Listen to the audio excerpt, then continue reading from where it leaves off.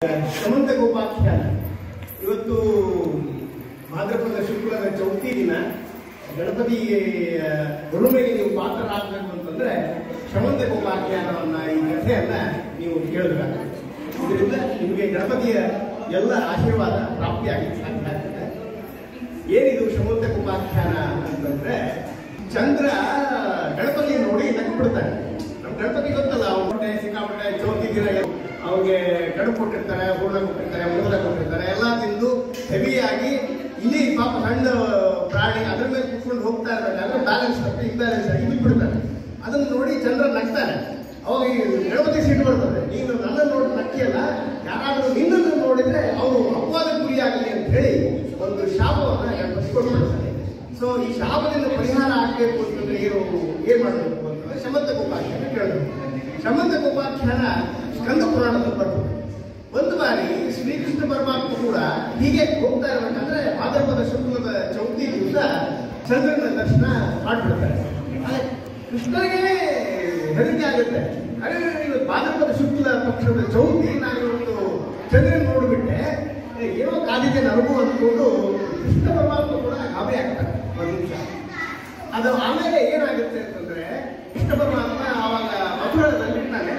ಅಲ್ಲಿ ರಾಜ ಯಾರು ಅಂದ್ರೆ ಸತ್ರಾಜಿತ ಮಹಾರಾಜ. ಸತ್ರಾಜಿತ ಮಹಾರಾಜ ತುಂಬಾ ದೊಡ್ಡ ತಪಸ್ಸು ಮಾಡಿ ಸೂರ್ಯನಿಂದ ಶಮಂತಕ ಮಣಿಯನ್ನು ಪಡೆದಿರ್ತಾನೆ. ಈ ಶಮಂತಕ ಮಣಿ ಬಹಳ ಪವರ್ಫುಲ್ ಮಣಿ. ಅದು ಎಲ್ಲಿರುತ್ತೋ ಅಲ್ಲಿ ಸುಭಿಕ್ಷೆ ಇರುತ್ತೆ. ಅದು ಏನು ಅಂತಂದ್ರೆ ದಿನ 8 ಮಣ ಅಂದ್ರೆ 80 kg ಬಂಗಾರ ಕೊಡ್ತಾ ಇರ್ತಾರೆ. ಅದರಲ್ಲಿ ಸಂಸ್ಥೆ every day you get 80 kg gold from Shamantaka Mani. ಆಮೇಲೆ ವೆರಿ ಪವರ್ಫುಲ್. ಅದಿದ್ರೆ ನಿಮ್ಗೆ ಯಾವ ಲೈಟ್ ಬೇಡ, ಏನ್ ಬೇಡ, ಅದಿದ್ರೆ ಸುಭಿಕ್ಷೆ ಚೆನ್ನಾಗಿರುತ್ತೆ. ಸೊ ಆ ಸತ್ರಾಜಿತ ರಾಜ ಸೂರ್ಯನ ತಪಾಸ್ ಮಾಡಿ ಆ ಮಣಿಯನ್ನು ಪಡ್ಕೊಂಡಿರ್ತಾರೆ. ಆ ಮಣಿಯನ್ನು ನೋಡಿ ಒಂದ್ಸರಿ ಸಭೆಯೊಳಗೆ ತೋರಿಸ್ತಾರೆ. ಅವಾಗ ಕೃಷ್ಣ ಕೂಡ ಆ ಸಭೆಯಲ್ಲಿ ಇರ್ತಾನೆ. ಸತ್ರಾಜಿತ ನೀನು ಒಬ್ಬನೇ ಆಗಿಕೊಂಡ್ಯಪ್ಪ, ಅದು ಇಡೀ ರಾಜ್ಯಕ್ಕೆ ಕೊಡು, ಎಲ್ಲ ರಾಜ್ಯಕ್ಕೆ ಒಳ್ಳೇದಾಗಲಿ ಅಂತ ಹೇಳ್ತಾರೆ. ನನ್ ಕೊಡು, ನಾನು ರಾಜ್ಯದಲ್ಲಿ ಎಲ್ಲರಿಗೂ ಇಟ್ಕೊತೀನಿ ಅಂತ ಹೇಳಿದಾಗ ಸತ್ರಾಜಿತನಿಗೆ ಕೃಷ್ಣ ಕೇಳಿದಾನೆ ಅಂತಂದ್ರೆ ಹೆದರ್ಕೊಂಡ್ಬಿಡ್ತಾನ. ಕೃಷ್ಣ ಕೇಳಿದಾನಂದ್ರೆ ಇವನು ಬಂದಿಲ್ಲ ಅಂದ್ರೆ ಇವನು ತಗೊಂಡೇ ಬಿಡ್ತಾನೆ, ಇವ್ನು ಬಿಡಲ್ಲ, ಇದನ್ನ ಇದು ಅವ್ನಿಗೆ ಆಸೆ ಆಗಿದೆ ಅಂದ್ರೆ ಅನ್ಕೊಂಡು ಅವೇನ್ ಮಾಡ್ತಾನೆ. ಅವನ ತಮ್ಮ ಸತ್ರಾಜಿತನ ತಮ್ಮ ಯಾರು ಅಂತಂದ್ರೆ ಪ್ರಸೇನ. ಸತ್ರಾಜಿತನ ತಮ್ಮ ಪ್ರಸೇನ ಕಾಡಿಗೆ ಬೇಟೆಗೆ ಹೋಗ್ತೀನಿ ಅಂತ ಹೇಳ್ತಾರೆ. ಆಗ ಸತ್ರಾಜಿತ ಆಯ್ತಲ್ಲ, ಪವರ್ಫುಲ್ ಆ್ಯಪ್. ಸೊ ಪ್ರಸೇನನಿಗೆ ಆ ಮಣಿ ಕೊಡ್ತಾನೆ, ತಗೊಂಡು ಹೋಗಿ ಕಾಡಿಗೆ ಬೇಟೆಗೆ. ಪ್ರಸೇನನ ಫ್ರೆಂಡು ಕೃಷ್ಣ. ಅವನು ಕೃಷ್ಣನು ಕರೀತಾರೆ, ಬಾ ನೀನು ಇಬ್ರು ಕಾಡಿಗೆ ಹೋಗೋಣ, ಬೇಟೆ ಹೋಗೋಣ. ಸೊ ಪ್ರಸೇನ, ಕೃಷ್ಣ ಮತ್ತೆ ಬೇರೆ ಬೇರೆಯವರೆಲ್ಲ ಸೇರಿಕೊಂಡು ಕಾಡಿಗೆ ಬೇಟೆ ಹೋಗ್ತಾರೆ. ಆ ಕಾಡಲ್ಲಿ ಏನಾಗ್ತದೆ ಅಂತಂದ್ರೆ ಪ್ರಸೇನ ತಪ್ಪಿಸ್ಕೊಂಡ್ಬಿಡ್ತಾರೆ. ಮೇನ್ ಗ್ರೂಪ್ಗಳು 8 ಜನ ಇರ್ತಾರೆ, ಅವ್ನು ಬಿಟ್ಟು ಒಬ್ಬರೇ ಹೋಗ್ಬಿಡ್ತಾರೆ. ಒಬ್ಬರೇ ಹೋದಾಗ ಅಲ್ಲೊಂದು ಸಿಂಹ ಅವರನ್ನ ಕೊಡುತ್ತೆ. ಪ್ರಸೇನನ್ನ ಅಟ್ಯಾಕ್ ಮಾಡಿ ಕೊಂದು ಆ ಮಡಿಯಿಂದ ತಗೊಂಡು ಸಿಂಹ ಮುಂದೆ ಹೋದಾಗ ಅಲ್ಲಿ ಒಂದು ಕರಡಿ ಆಕ್ಚುಲಿ ಸಿಂಹದಷ್ಟು ಪವರ್ಫುಲ್ ಅಲ್ಲ, ಆದ್ರೂ ಅದು ದೊಡ್ಡ ಪವರ್ಫುಲ್ ಕರಡಿ. ಆ ಕರಡಿ ಏನ್ ಮಾಡುತ್ತೆ, ಸಿಂಹವನ್ನು ಕೊಂದು ಆ ಮಡಿಯಿಂದ ಕಿತ್ಕೊಂಡು ಸೊ ಪ್ರಸೇನ ಸತ್ತು ಹೋದ. ಅವರೆಲ್ಲ ಹುಡುಕ್ತಾರೆ, ಸಿಗಲಿಲ್ಲ. ಪ್ರಸೇನ ಎಲ್ಲೂ ಸಿಗಲೇ ಇದ್ದ ತಕ್ಷಣ ಕೃಷ್ಣ ಮತ್ತು ಅವನ ಗೆಳೆಯರು ವಾಪಸ್ಸು ಮತ್ತೆ ಬಂದ್ಬಿಡ್ತಾರೆ ಊರಿಗೆ. ಅವಾಗ ಸತ್ರಾಜಿತರಿಗೆ ಹೇಳ್ತಾರೆ, ಇಲ್ಲ ಪ್ರಸೇನ ಕಾಣಲೇ ಇಲ್ಲ. ಅವಾಗ ಸತ್ರಾಜಿತ ಅಂತ ಹೇಳೋದು ನಾನು ಅನ್ಕೊಂಡಿದ್ದೆ, ಕೃಷ್ಣ ಏನೋ ಮಾಡ್ತಾನೆ ಈ ಮಣಿ ತಗೊಳ್ಳಿಕ್ಕೆ ಅಂತ ಹೇಳಿ ನಾನು ನಮ್ಮದನ್ನೇ ಬಂದು ಮಣಿ ಅಪಹರಿಸ್ಬಿಟ್ಟಿದ್ದಾನೆ ಅಂತ ಹೇಳಿ ಆಡ್ಕೋತಾರೆ. ಅದು ಕೃಷ್ಣನ ಕಿವಿಗೆ ಬೀಳುತ್ತೆ. ಕೃಷ್ಣನಿಗೆ ಗೊತ್ತಾಗುತ್ತೆ, ನಾನು ಚಂದ್ರನ ನೋಡಿದ್ದಕ್ಕೆ ಈ ಅಪವಾದ ನನಗೆ ಬಂದಿದೆ ಅನ್ಕೊಂಡು. ಆಗ ಕೃಷ್ಣ ಏನ್ ಮಾಡ್ತಾನೆ, ಇಲ್ಲ ನಾನು ಹುಡ್ಕೊಂಡ್ ಬರ್ತೀನಿ ಅಂತ ಮತ್ತೆ ಕೆಲವು ಕರ್ಕೊಂಡು ಕಾಡಿಗೆ ಹೋಗ್ತಾರೆ, ಹುಡುಕ್ತಾರೆ. ಅಲ್ಲಿ ಪ್ರಸೇನನ ಹೆಣ ಸಿಗುತ್ತೆ. ಪ್ರಸೇನ ಸತ್ತು ಬಿದ್ದಿರ್ತಾನೆ. ಆ ಪ್ರಸೇನನ್ನ ನೋಡ್ತಾರೆ, ಆ ಜಗದಲ್ಲಿ ಅಬ್ಸರ್ವ್ ಮಾಡ್ತಾರೆ. ಅದು ಸಿಂಹದ ಜೊತೆ ಕುದ್ದಾಡಿದೆ ಅಂತ ಗೊತ್ತಾಗುತ್ತೆ. ಆ ಸಿಂಹದ ಹೆಜ್ಜೆಗಳನ್ನ ಹುಡ್ಕೊಂಡು ಮುಂದೆ ಹೋಗ್ತಾರೆ. ಅಲ್ಲಿ ಮುಂದೆ ಹೋದಾಗ ಒಂದು ಕರಡಿ ಜೊತೆಗೆ ಸಿಂಹಕ್ಕೆ ಇದಾಗಿದೆ ಅಂತ ಗೊತ್ತಾಗುತ್ತೆ. ಅಲ್ಲಿ ಸಿಂಹ ಸತ್ತು ಬಿದ್ದಿರುತ್ತೆ. ಆ ಕರಡಿ ಹೆಜ್ಜೆಗಳನ್ನ ಹಿಡ್ಕೊಂಡು ಮುಂದೆ ಹೋದಾಗ ಒಂದು ಗವಿಯೊಳಗೆ ಹೋಗ್ತಾರೆ. ಆ ಗವಿಯೊಳಗೆ ಹೋದಾಗ ಅಲ್ಲಿ ಒಬ್ಬ ಸುಂದರ ತರುಣಿ, ಆಕೆ ಜಾಂಬವತಿ. ಆ ಜಾಂಬವತಿ ಆ ಶಮಂತಕ ಮಣಿಯನ್ನ ಒಂದು ತೊಟ್ಲಿಗೆ ಕಟ್ಟಿ ಒಂದು ಹಾಡು ಹಾಡ್ತಾ ಇರ್ತಾರೆ.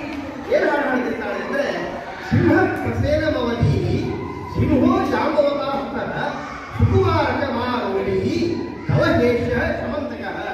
ಅಂದ್ರೆ ಸಿಂಹ ಪ್ರಸೇನರನ್ನ ಹತ ಮಾಡಿದ್ದು, ಸಿಂಹವನ್ನ ಜಾಂಬುವಂತ ಹತ ಮಾಡಿದ. ಈ ಸಮಂತಕ ಮಣಿಯನ್ನ ಇಲ್ಲಿ ತಂದು ನಾನಿಗೆ ಕಟ್ಟಿದ್ದೀನಿ, ಅಳಬೇಡ ಮಗು ಅಂತ ಹೇಳಿ ತೊಟ್ಲಿಗೆ ಕಟ್ಟಿ ಹಾಡಾಡ್ಕೊಂಡು ಆಟ ಆಡ್ತಾರೆ. ಕೃಷ್ಣ ನೋಡ್ತಾನೆ, ನೋಡಿ ಗೊತ್ತಾಯ್ತು ಸಮಂತಕ ಮಣಿ ಅಂತ ಸಿಕ್ಕೊಂಡು ಸಂತೋಷದಿಂದ ತನ್ನ ಪಾಂಚಜನ್ಯವನ್ನು ಹೋಗ್ತಾನೆ, ಶಂಖ ಹೋಗ್ತಾನೆ.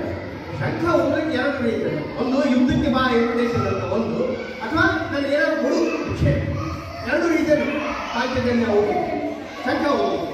ಸೊ ಈ ಶಂಖ ಹೋಗಿದ ತಕ್ಷಣ ಜಾಂಬವನ್ನ ಮಾಡ್ಕೊಂಡಿರ್ತಾನೆ. ಅವ್ರು ಎದ್ದು ಬಂತು, ಇವರು ನನ್ನ ಯುದ್ಧ ಕರೀತಿದ್ದಾನೆ ಇವ್ರು ಯಾರು ಅಂತ ಹೇಳಿ ಕೃಷ್ಣನ ಜೊತೆಗೆ ಜಾಂಬವಂತ ಯುದ್ಧ ಪ್ರಾರಂಭ ಮಾಡ್ತಾನೆ.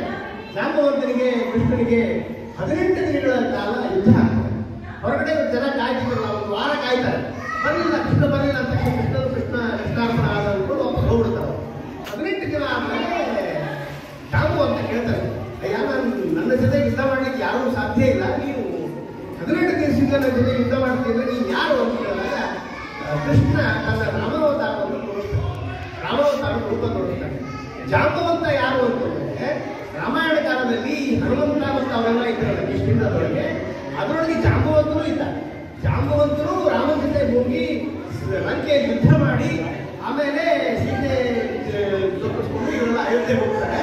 ಆಗ ರಾಮ ಎಲ್ಲರಿಗೂ ಪಾರಿತೋಷಿಕಗಳನ್ನು ಕೊಡ್ತಾನೆ, ಹನುಮಂತನಿಗೆ ಮತ್ತೊಬ್ಬರಿಗೆ ಸುಗ್ರೀವನಿಗೆ ಕೊಡ್ತಾನೆ. ಆಗ ಜಾಂಬವಂತನಿಗೆ ಏರ್ಕೊಳ್ಳಿಕ್ಕೆ ಹೋಗ್ತಾನೆ. ಅವಾಗ ಅಂತಾನೆ ಜಾಂಬವಂತ ಅಂತಾನೆ, ರಾಮದೇವ್ರೆ ನನಗೇನೋ ನಿಮ್ಮ ಜೊತೆ ಎಲ್ಲ ಯುದ್ಧ ಮಾಡಬೇಕಂತ ಆಸೆ ಇದೆ, ನಿಮ್ಮ ಜೊತೆ ಮುದ್ದಾಡಬೇಕಂತ ಆಸೆ ಇದೆ, ನನಗೊಂದು ಅವಕಾಶ ಮಾಡಿಕೊಡು ಅಂದಾಗ ರಾಮ ಹೇಳ್ತಾರೆ, ಈಗಿಲ್ಲ ಮುಂದೊಂದು ದಿನ ನನಗೆ ಅವಕಾಶ ಕೊಡ್ತೀನಿ ಅಂತ ಹೇಳ್ತಾರೆ. ಕೃಷ್ಣ ನೆನಪು ಮಾಡ್ತಾನೆ, ಜಾಂಬವಂತ ನೀನು ಒಂದು ಆಸೆ ಪಟ್ಟಿದ್ದೆಲ್ಲ ನನ್ನ ಜೊತೆ ಯುದ್ಧ ಮಾಡಬೇಕು, ಮೊದಲೇ ಯುದ್ಧ ಮಾಡಬೇಕು ಅಂತ, ಅದನ್ನು ಈಗ ಪೂರೈಸಿದ್ದೀನಿ ಎಂಬ. ಹಾಗೆ ಜಾಂಬವಂತಾನೆ ಎಂತ ತಪ್ಪಾಯಿತು, ನನಗೆ ಹಿಂದೆಲೆ ಕೈ ಮಾಡ್ತೀನಿ ಅಂತ ಹೇಳಿ ಆ ಮಣಿ ಸಮಂತಕ ಮಣಿಯನ್ನು ಕೊಡ್ತಾನೆ, ಮಗಳನ್ನು ಮದುವೆ ಮಾಡಿಕೊಡ್ತಾನೆ. ಸಮಂತಕ ಮಣಿ ಮತ್ತು ಮಗಳನ್ನು ಮದುವೆ ಮಾಡಿಕೊಂಡು ಕೈ ಮುಗಿತಾನೆ. ಆಗ ಮಗಳನ್ನ ಜಾಂಬವತಿಯನ್ನ ಮತ್ತು ಸಮಂತಕ ಮಣಿಯನ್ನು ಕರ್ಕೊಂಡ್ಬಂದು ವಾಪಸ್ಸು ಸತ್ರಾಜಿತರಿಗೆ ಆ ಮಣಿಯನ್ನು ಕೊಡ್ತಾನೆ. ನೋಡಪ್ಪ ಹೀಗಾಗಿದೆ, ಪ್ರಸೇನ ಸತ್ತೋಗಿದ್ದಾನೆ, ಹೀಗೆಲ್ಲ ಆಯಿತು ಅಂತ ಹೇಳಿ ಈಗ ಜಾಂಬವಂತನ ಮಗಳು ಅಂತ ಹೇಳಿ ವಾಪಸ್ಸು ಮಣಿ ಕೊಟ್ಟಾಗ ಸತ್ರಾಜಿತರಾದ ಹೇಳ್ತಾರೆ, ಬೇಡಪ್ಪ ಕೃಷ್ಣ, ಇದು ನನ್ನ ಹತ್ರ ಇರಬೇಕಾಗಿಲ್ಲ, ಇದು ನಿನ್ನ ಹತ್ರ ಇರಬೇಕು, ಇದು ಕಾಪಾಡ್ಕೊಳ್ಳೋರು ನೀನೇನೆ, ನಮ್ಮ ಹತ್ರ ಇದು ಕಾಪಾಡ್ಕೊಳ್ಳೋಕ್ಕಾಗಲ್ಲ ಅಂತ ಹೇಳಿ ತನ್ನ ಮಗಳು ಸತ್ಯಭಾಮೆ